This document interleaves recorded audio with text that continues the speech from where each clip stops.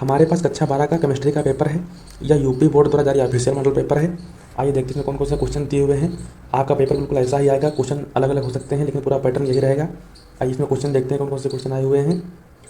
सबसे पहले बहुविकल्पीय क्वेश्चन है, 6 बहुविकल्पीय क्वेश्चन आते हैं। आइए देखते हैं कौन कौन से हैं। पहला बहुविकल्पीय क्वेश्चन टोटल न्यूमेरिकल दिया हुआ है, प्रोटीन का मोलर द्रव्यमान होगा, यह आपको मोलर द्रव्यमान इसमें बताना है।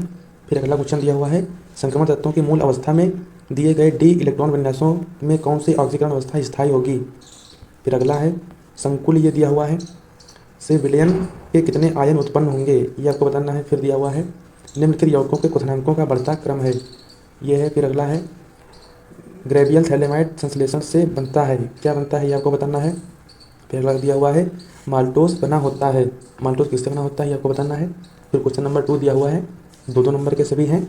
पहला दिया हुआ है, वांट हाफ गुणक की व्याख्या कीजिए, यह आवर्षण के गुणों से किस प्रकार संबंधित है। फिर अगला है, अंतराकाशी यौगिक क्या होते हैं, क्या है इस प्रकार के यौगिक संक्रमण धातुओं के लिए भली प्रकार से ज्ञात क्यों हैं। फिर है, स्पेक्ट्रमी रासायनिक श्रेणी क्या है।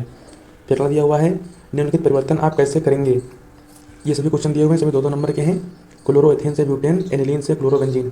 फिर क्वेश्चन नंबर 3 दिया हुआ है, 45 ग्राम एथिलीन ग्लाइकॉल को 600 ग्राम जल में मिलाया जाता है, विलयन के हिमांक अवनमन एवं हिमांक की गणना कीजिए। हिमांक अवनमन और हिमांक आपको बताना है। फिर अगला क्वेश्चन दिया हुआ है 6 वाला, क्वेश्चन नंबर तीसरे का खाला दिया हुआ है, निम्नलिखित अभिक्रियाओं में प्रयुक्त अभिकर्मकों के नाम लिखिए। आपको अभिकर्मक बताने इसमें कौन कौन से अभिकर्मक उपयोग किए गए हैं। प्राथमिक अल्कोहल का कार्बोक्सिलिक अम्ल में ऑक्सीकरण, और दूसरा दिया हुआ है प्रोपेन टू ऑल का प्रोपीन में निर्जलन। फिर अगला वाला दिया हुआ है, निम्नलिखित में विभेद कीजिए, आपको डिफरेंस बताना है इसमें, एसिटल्डिहाइड तथा एसीटोन, एसिटोफिनोन एवं बेंजोफिनोन। फिर अगला है, डीएनए में पाए जाने वाले 4 क्षारकों की संरचना चित्र बनाइए, ये भी 2 नंबर का है। फिर क्वेश्चन नंबर 4 देखते हैं।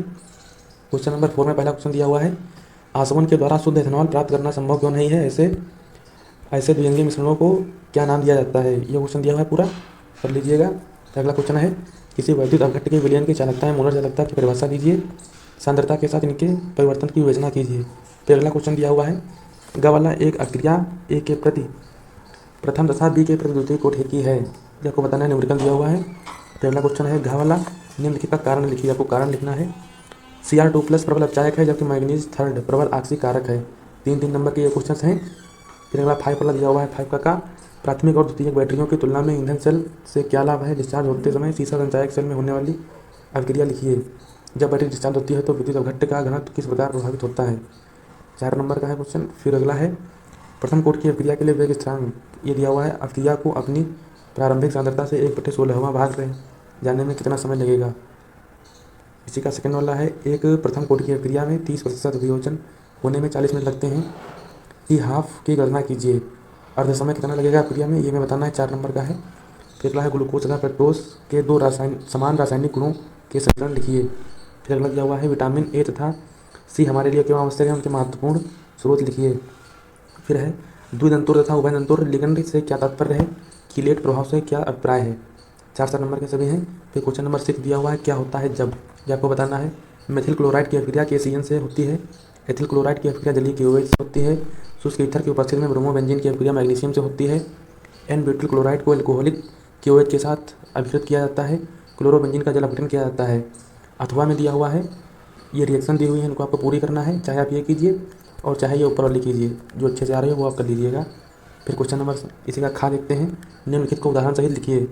ये नेम रिएक्शन दी हुई हैं, कोल्बे अभिक्रिया, राइमर टीमन अभिक्रिया, विलियमसन संश्लेषण, ये 5 नंबर की हैं, जो आ रहा हो वो कर लीजिएगा। अथवा में दिया हुआ है, निम्नलिखित अभिक्रियाओं के लिए रासायनिक समीकरण दीजिए। NO3 की फिनॉल से अभिक्रिया, ब्रोमीन की CH2 से में फिनॉल से अभिक्रिया, और अगला दिया हुआ प्रोपेन 1 ऑल का क्षारीय के MnO4 के साथ ऑक्सीकरण। फिर क्वेश्चन नंबर 7 दिया हुआ है, निम्नलिखित रूपांतरणों को अधिकतम 2 चरणों में संपन्न कीजिए, इसकी भी रिएक्शन लिखनी है, ये सब दिए हुए हैं। फिर अथवा में दिया हुआ है, वो भी अथवा में है। फिर खा वाला दिया हुआ है, वो भी अथवा में है। एथिल एमीन जल में विलय है, जबकि एनिलीन नहीं। एनिलीन फ्रीडल क्राफ्ट अभिक्रिया प्रदर्शित नहीं करती है, ये सब क्वेश्चन दिए हुए हैं, अथवा में दिया हुआ है। और सूत्र CnH11 C4H11N से प्राप्त सभी समावयवी एमिनो की संरचना लिखिए। विभिन्न युग्मों द्वारा कौन से प्रकार की समावयवता प्रदर्शित होती है। और अगला है, एथेनॉलिक HNO3 की C2H5Cl के साथ अभिक्रिया का रासायनिक समीकरण लिखिए। ये पूरा क्वेश्चन दिया हुआ था स्टूडेंट्स। आपका पेपर बिल्कुल ऐसा ही आएगा, क्वेश्चन डिफरेंट हो सकते हैं, पूरा पैटर्न यही रहेगा। चैनल को हमारे सब्सक्राइब कर लीजिए स्टूडेंट्स, और वीडियो को लाइक कर दीजिए। धन्यवाद, जय हिंद। हमारे चैनल पर मैथ का क्वेश्चन सॉल्व कराया जा रहा है चुन चुन कर। सभी क्वेश्चन के सोल्यूशन आपको फ्री में मिल जाएंगे एकदम। धन्यवाद, जय हिंद।